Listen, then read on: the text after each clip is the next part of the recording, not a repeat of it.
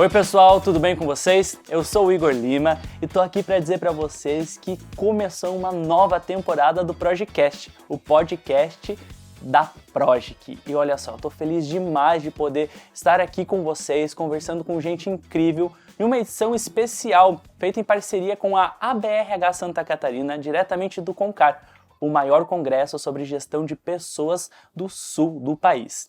E ao longo aí dessa temporada a gente vai falar sobre vários assuntos: liderança, gestão de pessoas, comunicação, endomarketing, experiência da pessoa colaboradora, enfim, é assunto pra caramba com pessoas incríveis. E no episódio de estreia, não sou eu que vou conduzir não, é o CEO da Projic numa conversa incrível e eu espero que você curta não só esse episódio, como a temporada toda. A gente se encontra nos próximos episódios. Seja muito bem-vindo a essa nova temporada do Projecast. Olá pessoal, tudo bem? Sejam bem-vindos a mais um episódio do Projecast, né? A gente está aqui hoje num espaço especial, a gente está no estúdio de gravação de Projects que a Projic montou no seu stand, da nossa participação no CONCAR de 2023. Está sendo um super evento aqui, muita gente, encontramos muitos clientes e a gente também fez algumas apresentações. E esse aqui é um Projecast especial, é o último Projecast da feira. Eu sou o Igor, sou o fundador e CEO da Projic. Para quem não me conhece, eu estou aqui com a Naira, nossa gerente de gente e gestão na empresa, e a gente vai falar um pouquinho sobre um tema que eu acho que tem tudo a ver com o que a Projic promove no mercado. Então, basicamente, o tema de hoje é como grandes empresas engajam seus colaboradores. E eu acho que esse tema aí ele é amplo demais, ele vai além da questão da comunicação, canais de comunicação, mas a gente acha que a gente pode contribuir muito com o nosso público. A gente sabe que o nosso público no nosso blog, o público que, enfim, tem relação com a Projic de forma geral, são os públicos da área de comunicação, das áreas de RH. Em resumo, são as pessoas que estão tentando alcançar esse grande objetivo aí de gerar colaboradores mais engajados. Então, a gente, fizemos um apanhado aí das coisas que a gente faz na Projic, as coisas que a gente promove para os nossos clientes, nos projetos de consultoria que a gente faz quando a gente está, implantando um canal de comunicação novo em algum cliente grande, novo. E aí todo esse aprendizado que a gente tem acumulado ao longo do tempo é super bacana a gente poder então compartilhar. Eu só quero então mais uma vez agradecer a Naira aí pela parceria, né, Naira? Você quer se apresentar um pouquinho? Eu que agradeço, né? Um prazer estar aqui no CONCAR 2023, nossa primeira participação com o stand, né? E aqui também contando um pouquinho de vocês dos nossos desafios, né? Então, como o Igor já falou, né, sou gerente de gestão aqui na Projic. E esse é um dos principais assuntos, na verdade, um dos principais desafios, né, de quem está na área de recursos humanos, na área de pessoas, na área de gente de gestão, que é buscar o engajamento e manter o engajamento do colaborador dentro da empresa, né? A Projic, ela oferece um serviço hoje que ajuda muito e atua muito nisso, mas a gente quis trazer alguns pontos aí de forma mais estratégica, né? Para ver se a gente ajuda nesse desafio, né? E quando a gente fala de engajamento, que é um dos principais desafios hoje da área de RH, a primeira coisa que vem à cabeça, que faz com que o colaborador tenha o engajamento, é o senso de pertencimento, né? Quando ele se sente pertencente à colaboração, automaticamente ele já está engajado nas ações, né, que a gente promove, tenta tanto fazer com que o colaborador participe do dia a dia e também que atue no crescimento da empresa como um todo, né, Igor? Exatamente. A gente, entre todas as coisas que a gente achou que seria bacana de compartilhar, de coisas que a gente promove nas estratégias de comunicação que a gente ajuda os nossos clientes a implementarem nos seus processos aí de transformação das áreas de comunicação, também de transformação cultural de uma forma geral, tem essa parte de como promover o senso de pertencimento. E aí, digamos assim, a provocação, né, a reflexão que eu queria trazer a respeito de senso de pertencimento, outros termos desse tipo, é que a gente pudesse explorar um pouco mais o contexto, o conteúdo, explorar um pouco mais o significado disso. E uma coisa que a gente estava refletindo a respeito de senso de pertencimento, né, como é que a gente faz uma pessoa ou ajuda uma pessoa digamos, sentir que faz parte de um ambiente, de um time, ou enfim, de uma empresa. E aí a gente tem uma palavra-chave que também é mais uma palavra que a gente escuta muito e que a gente quer explorar o significado disso, que é a conexão. Então, para eu sentir parte de alguma coisa, eu preciso ter conexão ali dentro. E aí, novamente, a provocação e a reflexão ok, a gente escuta muito isso, né? Isso está no vocabulário das áreas de RH, de comunicação, quem fala de pessoas de forma geral. Só que eu acho muito importante a gente entender, através até de exemplos, o que é uma conexão humana e o que não é uma conexão humana. E na forma como a gente vê, eu sempre cito esse exemplo, assim, poxa, a Naira é minha colega de trabalho, como os meus outros líderes são colegas de trabalho, eu estou conectado com a Naira, eu estou conectado com os meus colegas de trabalho, se a Naira ela não é só mais uma pessoa para mim. Ela é uma pessoa, ela é um profissional, é um colega dentro de uma empresa e eu conto com a Naira para me ajudar a resolver os meus problemas, a resolver os meus desafios, eu comemoro com ela quando eu tenho alguma vitória e eu confio nela. Então, se ela não é só mais uma pessoa com quem eu não tenho, digamos, abertura, com quem eu não tenho confiança para poder me desenvolver em conjunto, então eu tenho uma conexão com ela. Ela está conectada comigo. E eu estou conectado com ela e com os meus colaboradores, e com os meus colegas. E, no final das contas, a conexão que eu vou criando com as pessoas que estão trabalhando junto comigo é a conexão que eu estou desenvolvendo em relação àquela empresa. É claro que não se trata só das pessoas, eu tenho que também confiar na empresa, na instituição, nos valores dela, mas para mim, pelo menos pela forma como eu tenho de ver, isso seria a conexão. Então, eu estou conectado com uma empresa que não é apenas mais uma empresa, ela não é só mais um trabalho. No fundo, quando a gente fala de engajamento, a gente quer que as pessoas que estão nas nossas empresas não nos vejam, empresas, como apenas mais uma etapa da sua carreira, como apenas mais um trabalho. A gente quer que elas enxerguem aquilo como parte da missão delas e se enxerguem ali no longo prazo se desenvolvendo. Isso. Então, é basicamente uma forma de ver essa questão que busca achar a raiz da coisa, né? E nessa conexão, né, e você também já usou a palavra que a gente acaba criando tanto, que é a confiança, né, traz alguns outros conceitos que é tão importante para gerar o engajamento do colaborador com o senso de pertencimento, que daí a gente está falando de ambiente seguro, né?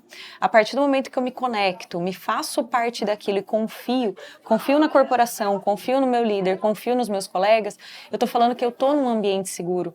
Eu tenho a segurança psicológica, né? Então eu me sinto bem, eu me sinto confortável, eu sei que eu posso levar e trazer informações ou qualquer coisa do tipo sem que eu seja desrespeitado, sem que eu seja criticado, coisas do tipo. E a segurança, o ambiente seguro, também é outro fator super importante para gerar o senso de pertencimento e automaticamente gerar o engajamento do colaborador nas ações e nas práticas do dia a dia, né? Sem dúvida. A questão da segurança psicológica é super importante para produzir um time engajado. No final das contas, as pessoas estão sempre procurando evoluir. E não tem como evoluir se eu não tenho um espaço de trabalho em que eu possa confiar no meu colega ou na minha liderança para poder demonstrar as minhas fragilidades, aqueles pontos em que eu preciso evoluir. Eu jamais posso sentir medo, idealmente num ambiente propício ao desenvolvimento, em um ambiente propício a produzir pessoas engajadas. A gente tem que evitar situações em que o medo impera. Eu não posso ter medo. Se eu falhei, se eu causei algum problema por uma inabilidade ou por algum erro ou por alguma confusão que eu fiz, eu não posso nunca ter eu não posso ter medo de poder abrir isso com o meu colega. Então, eu acho que de forma também prática, quando a gente fala de ambiente seguro, segurança psicológica, se eu pudesse resumir o que é isso, na minha visão, de forma muito simplista, eu diria que é um ambiente em que você não tem medo de errar, não tem medo de expor as suas fraquezas e de se mostrar vulnerável, porque esse processo de identificar e compartilhar a sua fraqueza, ou aquele ponto em que você quer desenvolver, ou precisa se desenvolver, é a chave para que de fato aconteça um desenvolvimento, né? Você ter a possibilidade de contar com seus colegas e com a sua liderança para poder pensar em como fazer para gerar uma evolução. É isso. E trazendo isso que você já falou, né, Igor, pegando um gancho bacana que você está falando muito de sentimento, né, eu não posso sentir medo, né, eu tenho que me sentir seguro e confiante. Outro ponto super importante que a gente entende que faz sentido para gerar o engajamento do colaborador, trazendo também na questão de sentimento, é a questão do sentimento de justiça, né, aonde o colaborador não pode se sentir em nenhuma situação ou nenhum momento injustiçado por alguma ação. Realmente, Nara, esse ponto, né, esse primeiro ponto eu acho que ele é fundamental, a questão da conexão, a pessoa poder se sentir parte, ter confiança nos seus colegas e estar num ambiente seguro. Esse é o primeiro, na minha visão, o primeiro grande ponto o primeiro grande fator, e são vários fatores, é óbvio que não existe uma bala de prata, né? São vários pequenos fatores que a gente tem que ter na nossa empresa, ou tem que buscar dentro da nossa empresa, para que ao longo do tempo eles se somem e a gente tenha aí uma equipe de pessoas engajadas.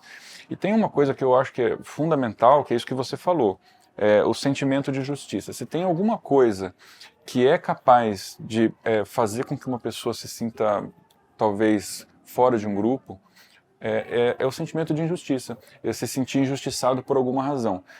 Na minha visão, várias coisas podem fazer a pessoa se sentir injustiçada. Mas uma das principais, ela é bem prática, né? Que é a questão de remuneração.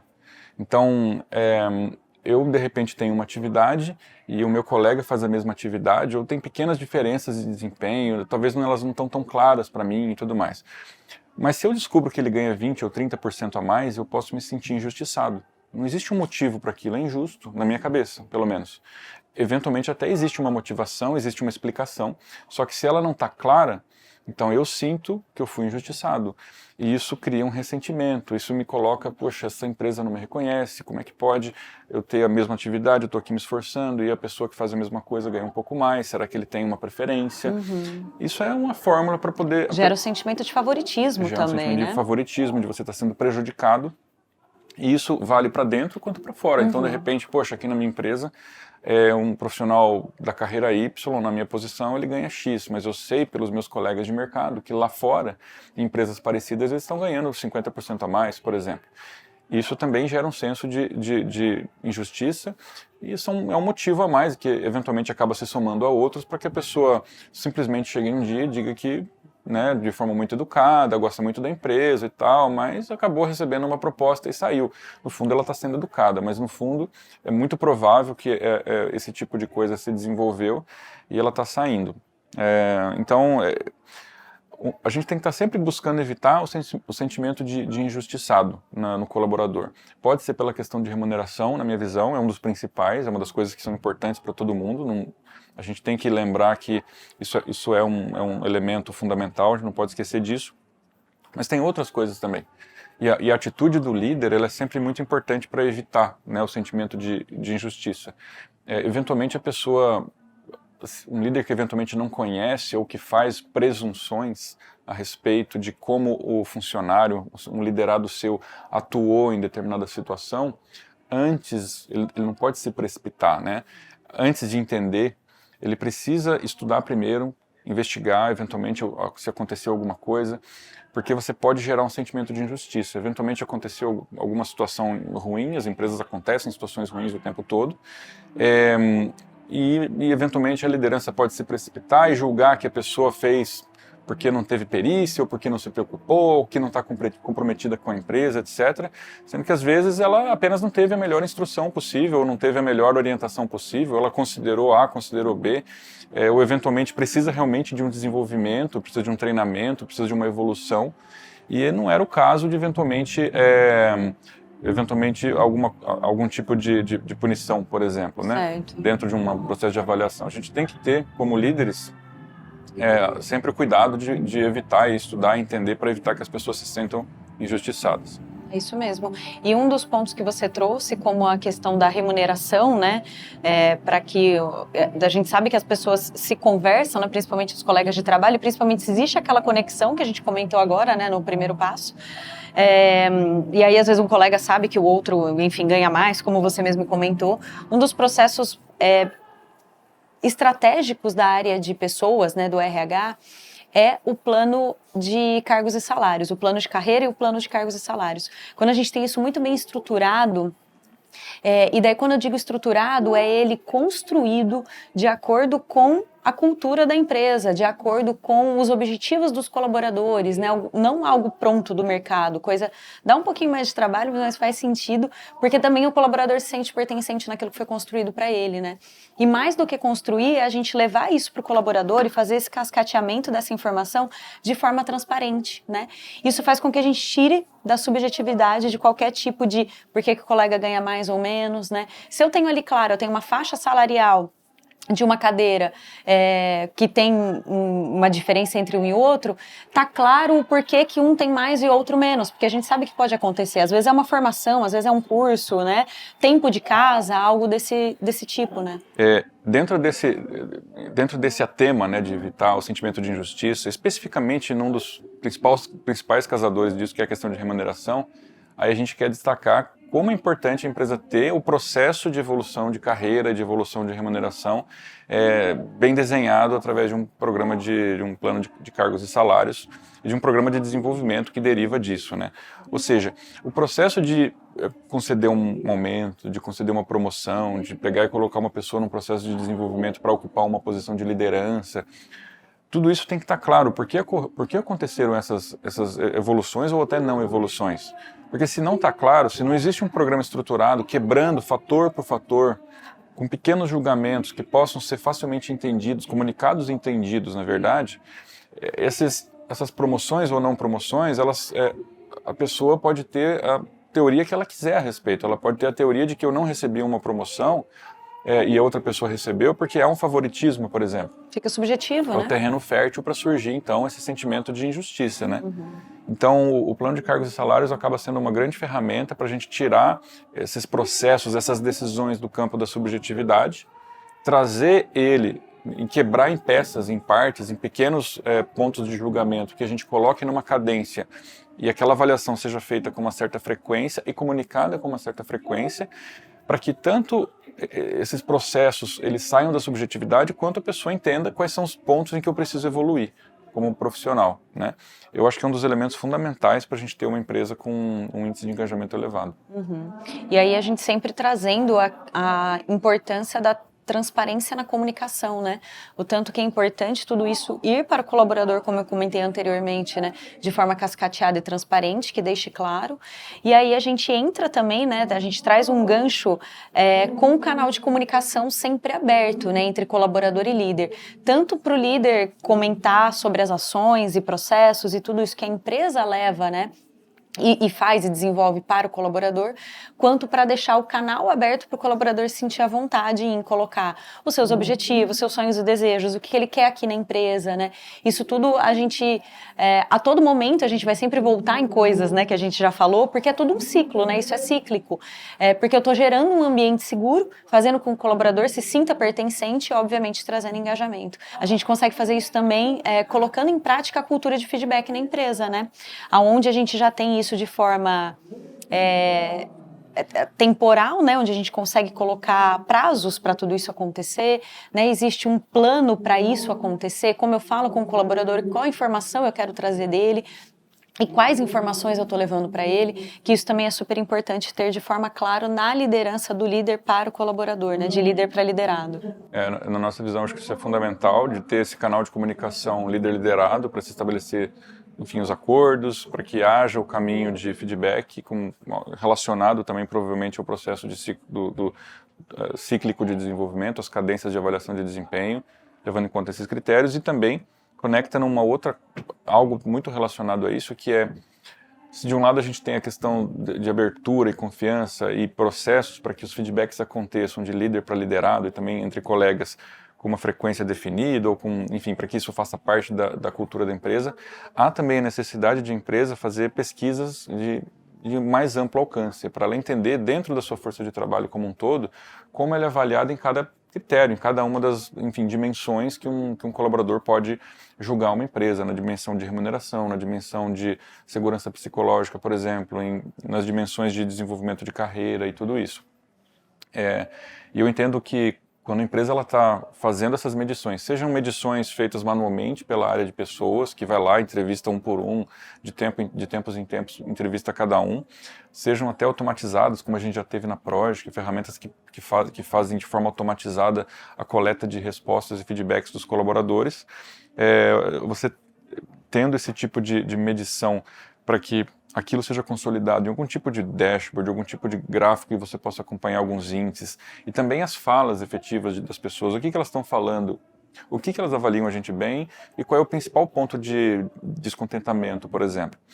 E aí, uma vez que você tem essa captura, eu acho, e a gente acredita que é fundamental que o nível estratégico da empresa, a alta liderança, os diretores, as pessoas que são os mais influentes ali, elas tenham um processo cíclico também de escutar. Simplesmente a força de trabalho é o que há de mais estratégico para quase a grande maioria talvez 99,9% das empresas tem a sua força de trabalho como o elemento mais crítico para a obtenção do sucesso. Então é totalmente estratégico que o nível de liderança ele esteja escutando o que esse pessoal todo está comentando e está falando. E como é que a gente está sendo visto por eles e quais são os pontos que a gente precisa melhorar. E o fundamental, além de você medir e você trazer aquilo para o nível estratégico, é que haja ação. Tem que ter algum tipo de resposta, nem que seja apenas uma explicação de que esse ano a gente não vai conseguir adicionar mais esse benefício no nosso hall de benefícios, porque o orçamento já está fechado e que no ano que vem a gente tem uma possibilidade.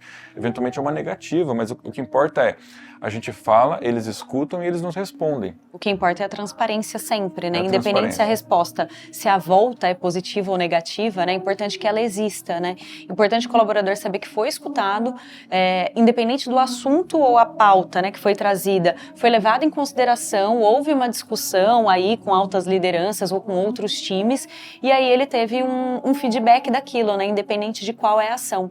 E você falou bem, né, Igor? E é importante que a gente está falando muito aqui do nosso dia a dia, né? Do dia a dia da Progic, as ferramentas que a gente tem.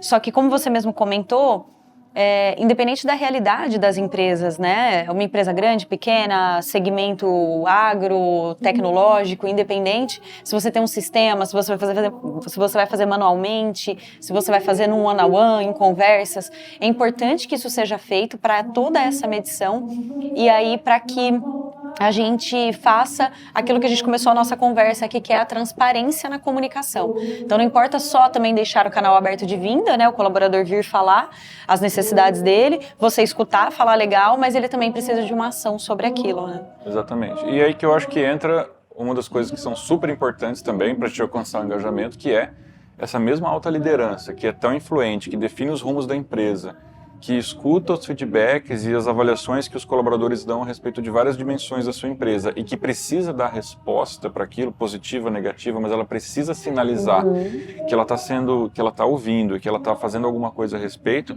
Essa mesma liderança ela precisa adotar, na nossa visão, uma postura proativa do ponto de vista de comunicação. Ela precisa emitir a sua visão sobre a empresa, ela precisa vender o peixe, nas minhas palavras, ela precisa vender o peixe daquela empresa.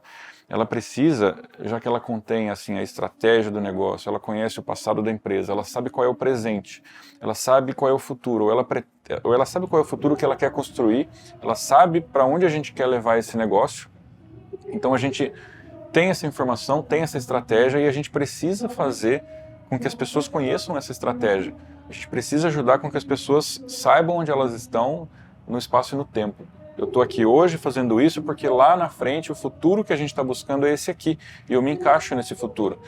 As empresas são as coisas, entre as coisas mais importantes e relevantes nas vidas das pessoas, os seus empregos. Você tem um universo da família, dos filhos, mas no fundo a empresa, a gente inclusive passa uma boa parte do nosso tempo nas empresas e elas são fundamentais para a gente conseguir conquistar os nossos objetivos de vida, o futuro, a educação dos nossos filhos, enfim, a construção de um patrimônio. Então, olha a importância que o emprego e a empresa em que a gente trabalha, a instituição que a gente trabalha tem para a nossa vida como colaborador. Como é importante, então, consequentemente, que eu saiba qual é o planejamento, para onde a gente vai, por que a gente vai para lá, qual é o propósito disso, inclusive. Como que eu vou me inserir nesse futuro? E ninguém é mais legítimo para vender esse peixe, como eu estou falando, do que quem está liderando. A alta gestão tem que se apropriar da comunicação institucional, tem que ser um ator ativo de produção de comunicação institucional para engajar, que as pessoas entendam e que queiram construir esse futuro juntos. Né? É importantíssimo isso e já pegando um gancho também que você falou que a pessoa está ali trabalhando, construindo seus sonhos, né, tem os seus desejos ali. Hoje a gente lida, né, com uma geração que tem a necessidade do porquê, né? É uma galera jovem, que é a galera que está ali na operação da empresa, que acabou de se formar, que está vindo com a corda toda e que ela entende que os processos existem e são necessários, mas tudo isso precisa de um propósito, né? Não é mais como antes que você falava, olha, tem que vender, né? Não, tem que vender o porquê que eu tenho que vender, para que eu tenho que vender, existe um propósito para isso. e ela quer saber o propósito. Sempre existiu, né? Mas é que nunca foi muito falado. Hoje a gente lida com um público que tem essa necessidade, por isso que é nesse propósito que ele se sente parte do processo como um todo, e aí por isso é tão importante que a alta liderança seja a tomadora dessa comunicação estratégica que a gente está falando aqui, né? Exato. Porque ela quem vai trazer esse propósito, ela quem fala qual é o objetivo da empresa, ela quem dá os porquês ali para nossa geração, para que tudo isso continue fazendo com que o colaborador se sinta confortável, confiante no ambiente, se sinta pertencente e aí automaticamente engajado, né? Falei que a gente sempre ia falar desse ciclo o tempo todo retomando, porque cada pontinho vai formando esse ciclo, né? Um ciclo cíclico é redundante, mas é isso, porque vai ser sempre essa rodinha girando para a geração do engajamento. Sim. Você falou uma coisa importante que eu acho que vale a pena a gente fazer também, levar isso em conta, que é a questão geracional.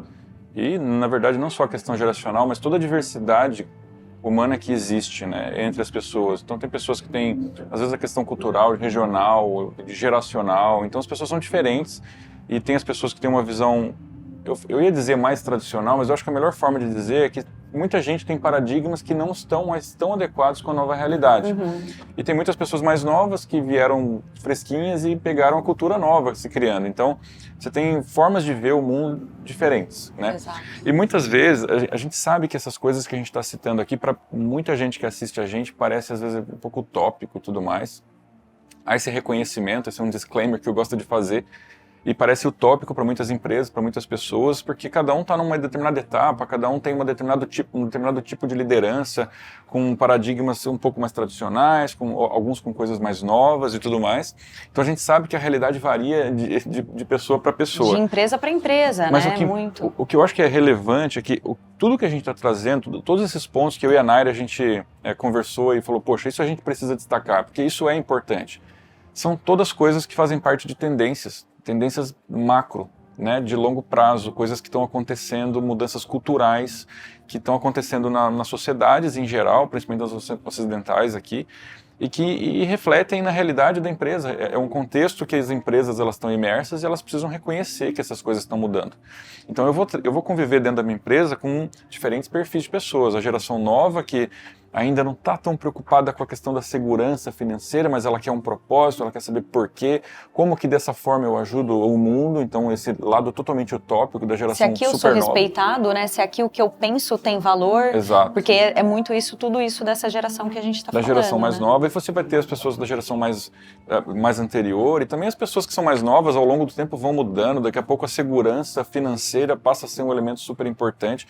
Então isso tudo é muito transitório e varia muito, e daqui 10 anos a gente nem sabe qual tecnologia vai chegar que vai mudar de novo a nossa cultura. Então essas transformações elas vão acontecendo, mas esses elementos que a gente trouxe, eles são um pouco essenciais, assim. A gente está falando de os seres humanos. O ser humano ele precisa de conexão, ele precisa de confiança, ele precisa estar dentro de um time, ele precisa sentir que ele é parte de uma pequena gangue ali, de uma tribo. Isso faz o ser humano se sentir feliz. A gente está falando de engajamento, então o que engaja? O que se engaja é isso, a pessoa se sentir confortável ali dentro, ter suas necessidades emocionais e, enfim, de reconhecimento atendidas, as necessidades, obviamente, financeiras e materiais atendidas também. Não, a gente tomar cuidado para que as pessoas não sintam que estão sendo injustiçadas por pequenos detalhes, às vezes por problemas de comunicação. Falta, às vezes, colocar a comunicação de forma objetiva. E a gente está falando, voltando na história do paradigma, eu falei que às vezes a gente fala coisas que parecem utópicas para pessoas ou para empresas que estão com paradigmas que não estão tão adequados com essas transformações mais recentes, culturais. Então aquela história de, por exemplo, poxa, a pessoa comunicou que ia sair porque na empresa X ele vai ganhar um pouquinho a mais, lá, R$500 a mais. E o que o paradigma anterior pensa? Poxa, a gente dá uma chance, a pessoa vem e aí ela qualquer R$500 a mais ela sai. Isso é um paradigma anterior, que não analisa a fundo a questão. Ela não saiu por causa de R$500 a mais. Ela saiu porque a liderança dela não tratou ela bem, ou porque naquela empresa ela descobriu que o cara que tem a mesma função ganha mais do que ele, mas não sentiu a legitimidade disso, ou pelo menos não entendeu quais foram os critérios. Essa é a motivação de você trocar uma empresa por outra por causa de R$500. É isso. E o paradigma antigo, um paradigma que precisa ser atualizado, ele não dá bola para isso, ele acha bobeira. E a coisa é muito mais complexa, é muito mais profunda. Mas tudo bem, essa é a realidade do mundo hoje. Agora, enquanto área de RH, enquanto área de pessoas, de comunicação, o que se faz, no final das contas, para mudar isso? Porque as pessoas de RH, os times de RH estão toda hora em congresso discutindo como engajar. Parece que a responsabilidade é do RH, né, de engajar, mas o RH, as áreas de comunicação corporativa, elas são um instrumento da empresa para fazer isso acontecer. Elas são também um canal, porque gerar engajamento depende, na minha visão, da alta liderança da empresa, de quem decide qual é a cultura, de quem decide quais são os critérios de contratação da liderança alta, da liderança média. Aquilo vai se propagar em todo o processo de construção da força de trabalho. Então, como que o RH e a comunicação, as áreas de comunicação, que todo mundo que pensa em pessoas dentro da empresa, o que elas vão fazer?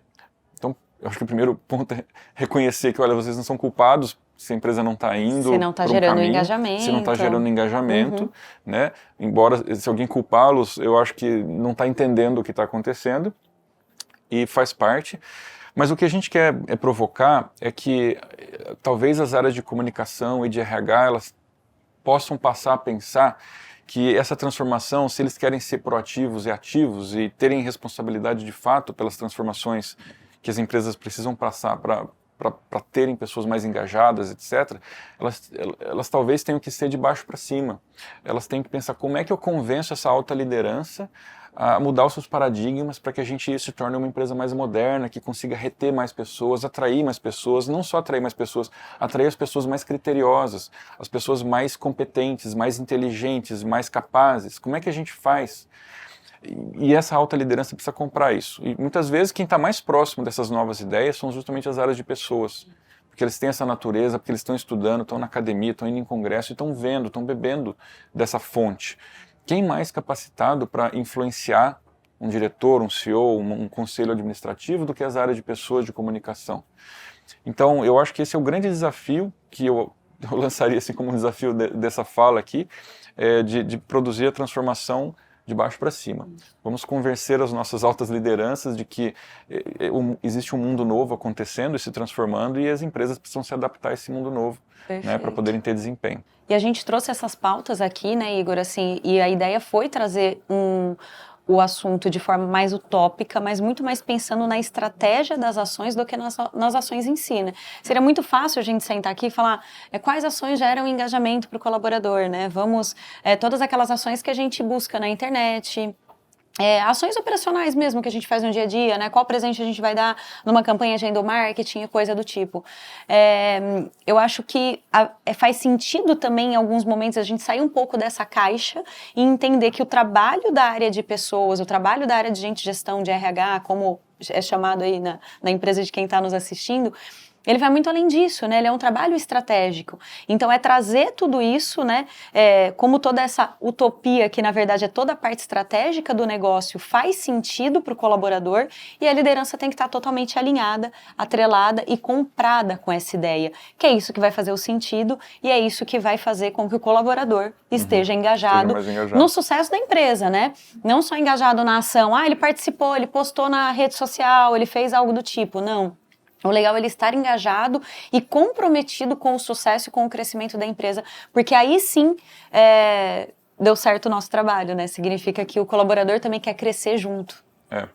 E aí, a gente deu um desafio enorme aqui, que é como que as áreas de comunicação e de RH fazem essa influência de baixo para cima, mas não é só isso ainda, porque a gente acredita que uma vez que a gente tem uma liderança, uma alta liderança que captou a mensagem, sabe como é estratégico, né, fazer certas alterações e produzir determinados contextos de clima, enfim, na força de trabalho, a gente acha muito importante que essa alta liderança, eles sejam proativos na comunicação. E é que eu estava falando antes, né? Comunicar, explicar de onde a gente veio, para onde a gente vai, por que a gente vai para lá, o que a gente vai obter com isso, como é que você se encaixa nisso. Contar essa história é muito importante. E a alta liderança tem que se engajar nisso, porque eles são as pessoas mais influentes, que têm o poder de determinar qual é o caminho da empresa. A primeira confiança do colaborador, né? Exatamente. É a liderança com a alta liderança, é ali que ele se enxerga, né? É ali que ele se encaixa. E aí eu acho que para fazer uma última conexão com o que a gente faz muito, a gente trabalha com canais. A Progic é uma empresa que implanta canais de comunicação nos seus clientes, que normalmente são empresas de médio e grande porte, empresas que que buscam transformações, né? Não apenas transformações na forma como eu faço a informação chegar lá na ponta, mas principalmente transformações culturais. As empresas de sucesso, empresas grandes, elas têm abertura, elas entendem que é necessário flexibilidade, adaptabilidade, entender o que está acontecendo no mundo, as pessoas, o que elas estão pensando, o que está mudando, etc. E elas têm que ter abertura para transformação e por isso elas implantam canais. Só que o canal é o meio, né? O mais importante é a estratégia, o que está lá dentro. Então, além dessa alta liderança expor o que ela pensa a respeito da empresa, da estratégia, como ela acha que deve ser o ambiente de trabalho, ela precisa de ferramentas, de tecnologia, de estratégias que permitam que essa mensagem chegue em escala para milhares de colaboradores, para centenas, milhares, às vezes dezenas de milhares de colaboradores. Porque a gente também sempre tem que lembrar que o desafio de comunicação em grandes empresas é um desafio dificílimo de resolver. Então, eu acho que basicamente a gente tocou em todos os pontos, a gente relaciona muito do que a gente acredita, né, na área sobre ambientes de trabalho que geram engajamento, que geram pessoas felizes, que querem contribuir, que querem fazer a empresa vencer os seus desafios. A importância que a área de pessoas, de comunicação, ela tem para isso acontecer, a importância que a gente precisa dar a influência de baixo para cima, ou seja, como é que a gente faz a nossa autogestão, enfim, abrir sua cabeça e começar a aceitar novos paradigmas para poder gerar de fato uma transformação na organização como um todo e como a comunicação disso tudo é importante no final das contas. Né? É o combo, né? Qual que é o trabalho do RH, né? Qual que é o objetivo do trabalho da área de pessoas dentro da empresa, né? Então ela traz os insumos, traz as ferramentas, traz as ideias, traz os processos. A alta liderança, os líderes têm que estar muito engajados, muito comprado com isso para automaticamente passar para os seus colaboradores. Ter os meios de comunicação que você acredita que faz sentido para o seu colaborador também é super importante, né? Como o seu público vai se alimentar daquela informação, isso é muito importante você ter claro também. E aí sim a gente fecha o ciclo do como gerar o engajamento aí para os colaboradores e, enfim, ter um ambiente seguro, saudável, com senso de pertencimento e com crescimento saudável. Bom, eu acho que a gente está se encaminhando aqui para o fechamento, mas eu vou aproveitar, né, as pessoas que ficaram até o final com a gente aqui, eu acho bacana a gente compartilhar uma conquista da Progic em si, né? Ela tem a ver justamente com esses temas que a gente está tratando agora. A gente nunca, todos os anos, a gente é uma empresa com 15 anos, para quem não conhece, e o bom relacionamento é um dos nossos valores principais, e a gente está se referindo ao bom relacionamento interno. Então muitos desses conceitos que a gente trouxe foram aprendidos ao longo do tempo, a gente vai aprendendo e gosta de compartilhar. Mas a gente nunca se preocupou, né, nos anos anteriores, concorrer a qualquer tipo de prêmio, de pesquisa, de clima, esse tipo de coisa. E a Naira convenceu a gente esse ano a fazer parte da pesquisa GPTW, né? E que é super reconhecida. E no primeiro ano que a gente fez a pesquisa, a gente teve uma nota que foi 98. Isso. A gente falou, 98 de quanto? De 0 a 1000? Não, de 0 a 100. Então, poxa, 98 é uma nota alta, né? A gente falou, pô, bacana, a gente tá fazendo alguma coisa certa. E isso foi o quê? Uns 3 meses atrás? Foi em abril. E aí agora, você acabou de ser informada que a gente também apareceu num ranking, né? Hoje a gente já conseguiu o ranking das melhores empresas. No ranking Pequenas Empresas, a Progic já conseguiu esse selo. Notícia fresquinha de última hora. Notícia fresquinha, então a gente quer comemorar, aproveitar esse vídeo acho que é o primeiro do Progic Café, Progic Café é o nosso evento interno, do Progicast, da nova temporada do Progicast, como o pessoal chama. E aí seria legal marcar isso aí também, fazendo compartilhando aí com quem está assistindo a gente essa conquista nossa. E eu acho que também a gente acaba, já que a gente teve essa conquista, a gente concede um pouco de credibilidade para essas coisas que a gente falou aqui agora, né? Isso mesmo, sem dúvida. Então, né? Significa que pelo menos a gente está sabendo o que a gente está fazendo, né? O caminho está certo. O caminho é mais ou menos esse mesmo. Enfim, gente, eu quero agradecer então para finalizar aí esse podcast especial, né, de nova temporada, em que a gente está gravando aqui mais uma vez no stand da Progic, no Concar. Ficou super bacana. Acompanhe a Progic para saber as próximas feiras que a gente vai participar. A gente adora participar de feiras, sempre encontra cliente, faz novos clientes, fala com o fornecedor, é muito bacana. Foi um prazer participar, né? Principalmente aqui desse estúdio hoje, aqui no Concar. Um prazer, minha primeira participação junto à Progic nesse evento. E espero também que vocês tenham aproveitado. Nossos canais também estão abertos, né? Sigam a gente nas redes sociais.